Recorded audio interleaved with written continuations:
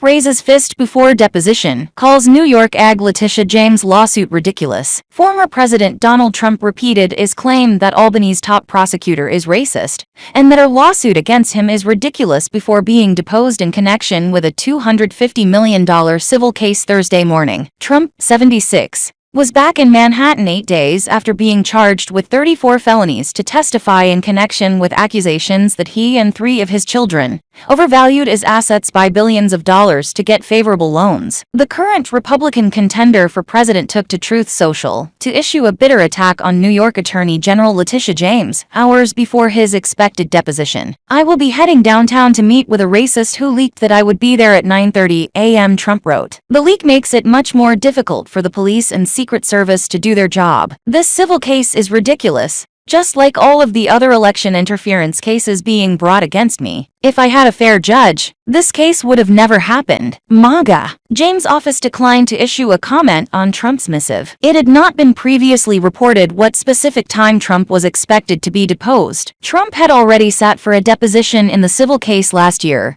taking the Fifth Amendment hundreds of times. A statement from his lawyer indicated Trump was set to use a different tactic this time. President Trump is not only willing but also eager to testify before the Attorney General today. He remains resolute in his stance that he has nothing to conceal, and he looks forward to educating the Attorney General about the immense success of his multi-billion-dollar company. Alina Habba said. Last year, Trump was held in contempt of court and fined $10,000 a day by Manhattan Supreme Court Justice Arthur Engoron for failing to turn over documents in the case. The Trump Organization was fined $1.6 million for tax fraud in Manhattan earlier this year, in a case that did not personally implicate the former president. Former Chief Financial Officer Alan Weisselberg was sentenced to 5 months on Rikers Island in connection with the case. Trump was photographed raising his fist as he left his Manhattan apartment Thursday morning to testify under oath, using a sign of defiance heavily associated with Black Power movements. The candidate is under multiple other federal and local criminal cases tied to his alleged efforts to interfere with the 2020 election and hoard classified documents. The Constitution would not bar Trump from running for president even if he were convicted and sentenced to prison, and the embattled candidate said earlier this week